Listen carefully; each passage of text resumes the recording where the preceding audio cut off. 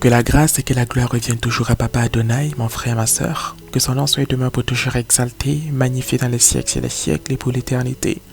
Au nom de Jésus-Christ de Nazareth. Amen.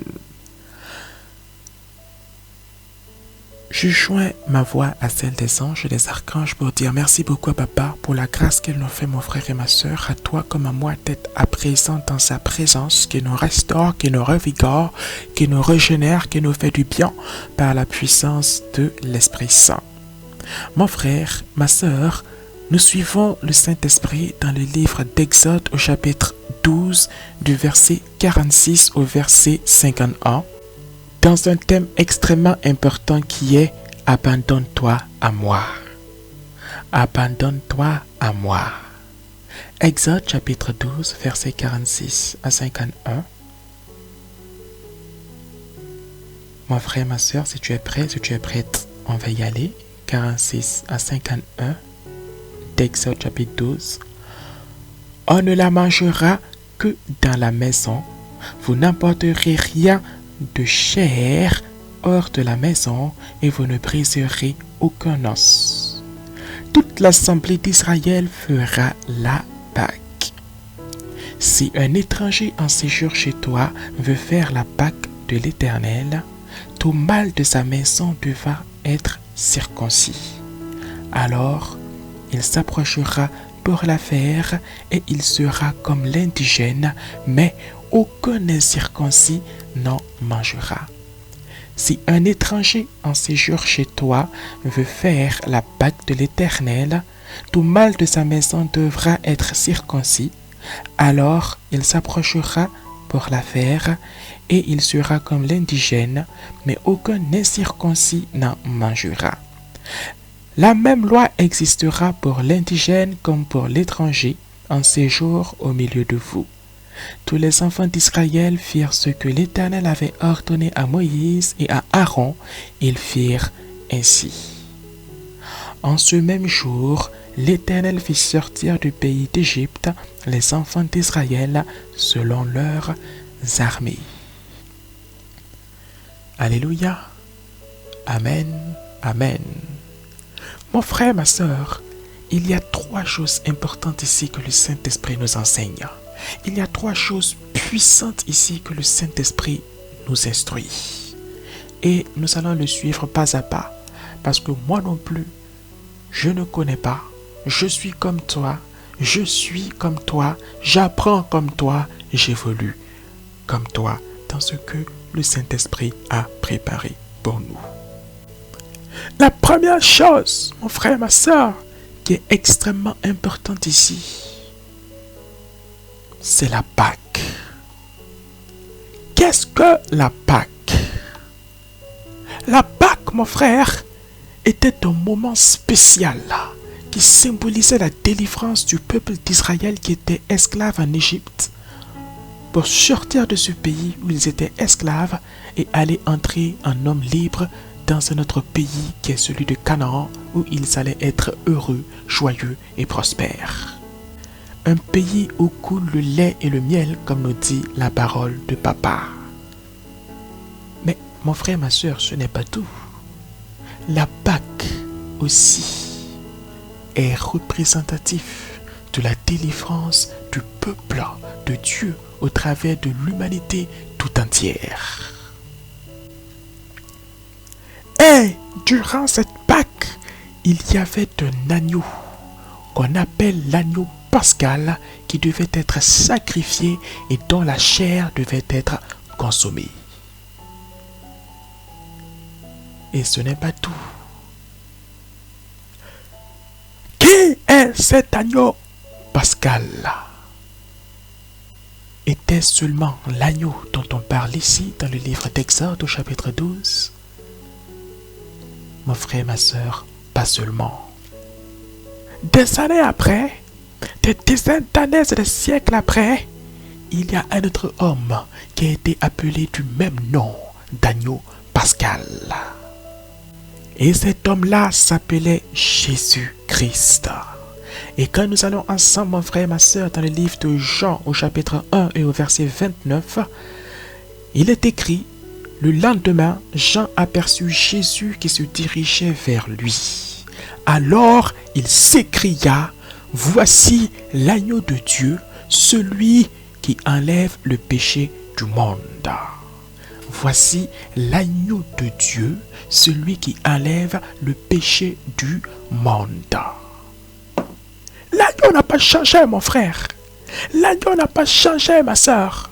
L'agneau est celui que le Père a donné afin que l'humanité tout entière soit rachetée.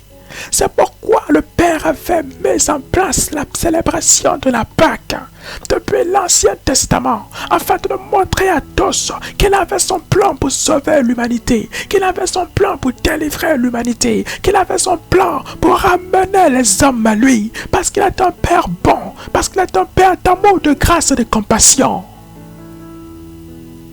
C'est pourquoi la chair de cet agneau qui devait être mangée ici par les Israélites, agneau sacrifié pour leur libération, ce même agneau qui est le Fils de Dieu, Jésus-Christ, a été des siècles plus tard comme l'agneau ici cloué à la croix. Après avoir été battu, maltraité, il a payé de sa vie à la croix, afin que quiconque croit en lui, afin que quiconque accepte cette vérité et cette réalité soit maintenant appelé enfant de Dieu et fasse partie de la famille céleste. Écoute-moi bien, mon frère, ma soeur. Ce qui est merveilleux dans la parole de Dieu, c'est qu'elle ne se contredit pas. Moïse, qui avait écrit ici en Exode chapitre 12, n'avait jamais connu des siècles après Jean, qui avait écrit également sur Christ, appelé agneau de Dieu. Jean et Moïse ne se sont jamais rencontrés. Jean et Moïse ne se sont jamais vus. Mais celui qui avait connu Moïse comme Jean, c'est Jéhovah notre Père, qui était là au temps de Moïse et qui était là au temps de Jean, et qui est aussi là aujourd'hui, mon frère, ma soeur, à notre époque. Car en lui, il n'y a aucune ombre de variation. Maintenant, mon frère, ma soeur, que tu as compris qu'aujourd'hui aussi, tu dois consommer l'agneau pascal là, qui se matérialise par croire en ce qu'il a fait à la croix, pour être sauvé comme le peuple d'Israël l'a été. Nous allons ensemble suivre le Saint-Esprit dans le second point, qui est quelles sont les conditions requises pour pouvoir consommer l'agneau pascal. Quelles sont les conditions qu'il faut réunir pour pouvoir consommer l'agneau pascal? Et le Seigneur a dit à Moïse, Moïse, pour que tous ceux qui ne sont pas du peuple d'Israël, mais qui sont au milieu du peuple, puissent aussi accéder à l'agneau pascal, il faut Moïse. Tout ce qu'il faut, Moïse, c'est que les hommes des familles de ces personnes-là acceptent être circoncis. Tant qu'elles ne seront pas circoncis, tout comme mon peuple d'Israël a tous ces hommes circoncis, tous ces hommes mâles, garçons circoncis, eux aussi, ils ne pourront pas jouir de cet agneau pascal. Mon frère, ma soeur, qu'est-ce que c'est que la circoncision? En quoi consiste la circoncision? Quand le Père ici parle de circoncision, qu'est-ce qu'elle veut te dire? Qu'est-ce qu'elle veut me dire? Oui, mon frère, ma soeur, tout bon médecin te dira que la circoncision consiste à couper un bout de chair au niveau du prépuce du garçon. Et cette coupure de ce petit bout de chair est douloureuse. Cette coupure de ce petit bout de chair fait mal. Lorsqu'on le coupe, ça fait mal. Lorsqu'on le sectionne, ça fait mal. Lorsqu'on le sectionne, il y a de la douleur. Oui. De la même manière aujourd'hui aussi, le Christ qui a versé son sang pour nous sauver, mon frère et ma soeur, attend de nous que nous pratiquions la circoncision du cœur. Attends de nous que nous pratiquions la circoncision des pensées. Attends de nous que nous veillons sur nous-mêmes au quotidien dans la circoncision de nos actions. Mais c'est ça, mon frère, qui est important. Mais c'est ça, ma soeur, qui a du prix aux yeux de Papa Adonai. Le Père te demande d'être circoncis en ce 21e siècle dans ton cœur. Quelles sont les pensées qui habitent ton cœur? Pensées d'adultère, pensées de haine, refus de pardonner. Quelles sont les pensées aujourd'hui qui habitent en ton sein? Pensées de meurtre, pensées de détruire, pensées de rébellion. Quelles sont les actions aujourd'hui que tu poses? Action de trahison, action de faire du mal à ton prochain, action d'arracher à autrui ce qui ne t'appartient pas. C'est cette circoncision-là, mon frère, ma soeur, aujourd'hui, que le Père attend de nous.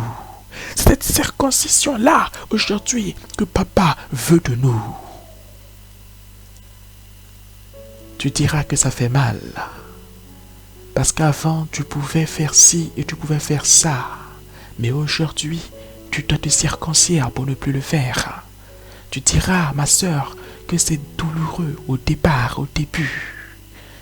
Car tu étais habitué à aller avec un partenaire aujourd'hui, puis un autre après. Mais tu dois te circoncire dans ton foyer comme une bonne épouse. Prends soin de son ménage. Tu diras, mon frère, que ça fait mal. Car voici qu'hier, tu pouvais aller là, ici et là. Mais maintenant, tu dois te circoncire à un endroit spécifique où le Père a défini ta destinée. Mais comme toute circoncision, le sang ne coulera pas toujours. Comme toute circoncision, la douleur n'est pas éternelle.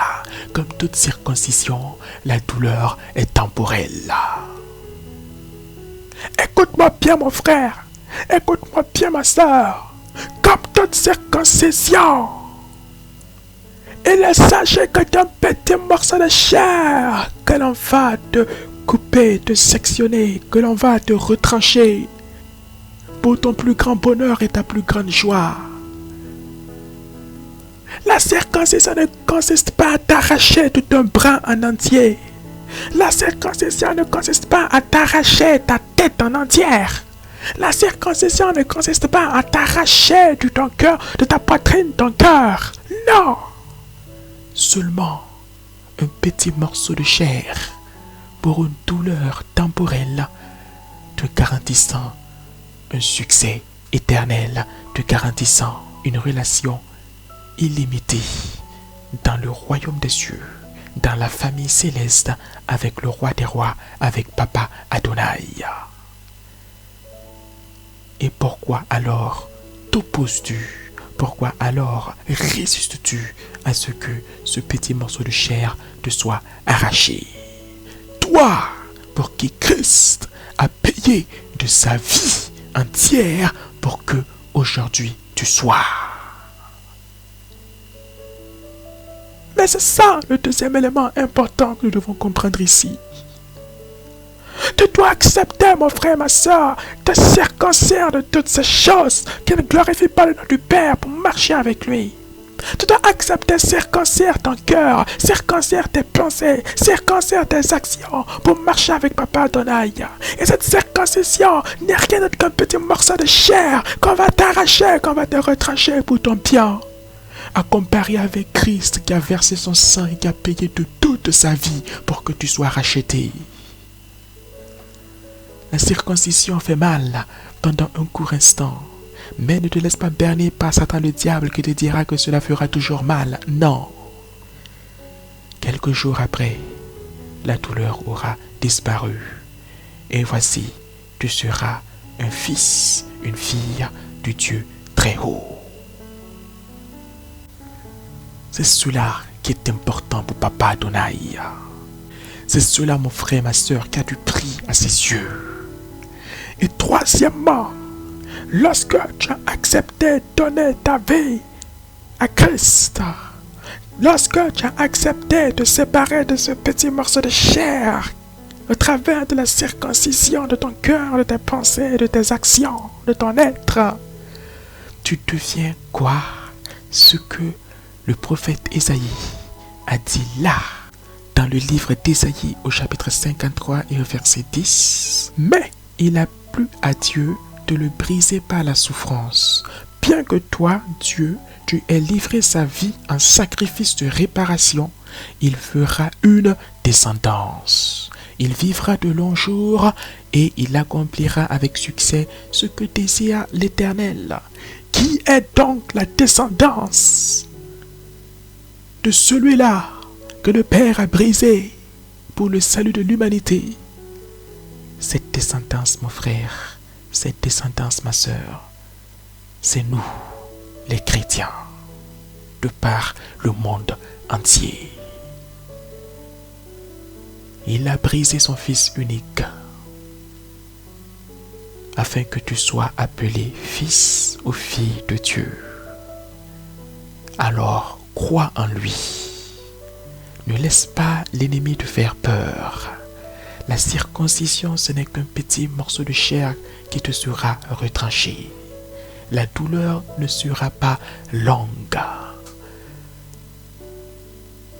Accepte cette petite privation au vu du sacrifice immense que Christ a réalisé pour toi, afin que tu reçoives la vie éternelle, afin que tu sois fils, fille du Dieu très haut pour l'éternité. Et de la même manière que le peuple d'Israël l'a accepté, de la même manière que tous ceux qui étaient au milieu d'eux ont accepté, pour finir, l'Éternel les a fait sortir du pays d'Égypte pour les conduire où? Dans le pays de Canaan, un pays où coule le lait et le miel, un pays où ils ne seraient plus jamais des esclaves. Crois en Christ, ton Sauveur et ton Seigneur. Sois conscient de sa présence et de sa puissance. Sois conscient de tout ce qu'il a préparé pour toi. Moïse, Esaïe, Jean ne se sont jamais rencontrés. Ils ne se sont jamais assis pour se concerter, savoir ce qu'ils devaient écrire. Mais le Saint-Esprit qui a conduit Moïse, le Saint-Esprit qui a inspiré l'écrit à Esaïe, le même Saint-Esprit qui a inspiré l'écrit à Jean, c'est le même Saint-Esprit qui est là aujourd'hui avec toi et en toi. Et toi qui crois en Christ, il t'a été fait grâce que ton corps soit maintenant le temple du Saint-Esprit. Alors mon frère, alors ma sœur, ne te décourage pas et ne te laisse pas abattre. Toi qui entends la parole de Christ aujourd'hui, toi qui reçois aujourd'hui son réma, sa parole de révélation, elle s'adresse à toi, elle s'adresse pour ta vie, elle s'adresse pour ton avenir, pour ton devenir. Sors de la drogue, sors de l'alcool, sors des plaisirs de la chair qui ne te mènent et qui ne te mèneront nulle part. Sors des actions qui ne glorifient pas le nom du roi des rois. Tu es conscient au plus profond de toi-même qu'il y a un Dieu puissant, merveilleux et excellent qui existe. Tu es conscient chaque matin que tu te lèves que ce Dieu merveilleux te tend les bras. Alors, laisse-toi aller, ne résiste plus, ne lutte plus, laisse-toi conduire, laisse-toi mener dans les bras d'amour de ce Père excellent qui t'attend, dans les bras chaleureux de ce Père de grâce qui sont étendus pour te recevoir et t'enlacer profondément de paix et de vie. Laisse-toi aller et ne crains point. Crois seulement que Jésus est le Seigneur de ta vie et qu'il a versé son sang à la croix afin que toi, aujourd'hui, comme tout un chacun de nous, aujourd'hui, soyons dans sa vie et dans sa paix. Afin que, aujourd'hui, tu aies la vie éternelle, que tu sois le fils ou la fille du roi des rois. Telle est la volonté de Papa pour toi. Telle est la volonté du roi des rois pour toi. Telle est la volonté de Jéhovah Dieu pour toi. C'est pourquoi, avant même que ton père et que ta mère ne sachent à qui tu vas ressembler, avant même que ton père et que ta mère ne t'aient vu, lui Il t'avait déjà vu. Il t'avait déjà connu. Il avait déjà connu chacun de tes jours et il a validé ta venue dans ce monde. Non pas pour te voir en larmes, non pas pour te voir dans la douleur, non pas pour te voir en piège dans le stress ou en proie à la crainte, mais pour ton plus grand bonheur, pour ton plus grand succès et pour une forte relation intime entre lui et toi. Suis sa parole, cherche une Bible, mange-la. De Genèse à Apocalypse, prends du temps dans ta chambre de t'adresser à ce Père excellent qui est Jéhovah Dieu et qui t'entend en tout temps et en tout lieu. Prends le temps de laisser le Saint-Esprit te parler, te conduire vers tes frères et tes sœurs qui vont te recevoir, te fortifier, t'encourager. Prends le temps toujours de laisser Papa être au devant de tout dans ta vie pour la gloire et la seule gloire de son très saint nom. Mon frère, ma soeur, voici ce que Papa avait prévu pour nous par la grâce de son Esprit Saint. Voici ce que le Père avait prévu dans sa bonté, dans son amour chaleureux pour nous. Voici ce que le Père avait prévu pour toi, mon ami. Voici ce que le Père avait pour toi en ce moment, mon frère, ma soeur, mon ami. Que la grâce et que la gloire reviennent à Papa Adonai. Que la grâce et que la gloire reviennent au Roi des rois, au Seigneur des seigneurs, au Dieu tout-puissant, qui nous conduit, qui nous instruit et qui nous guide. Béni sois-tu, ô Jéhovah Père, aujourd'hui et pour toujours, et que ton peuple demeure dans l'allégresse qui vient de toi, aujourd'hui et éternellement. Amen.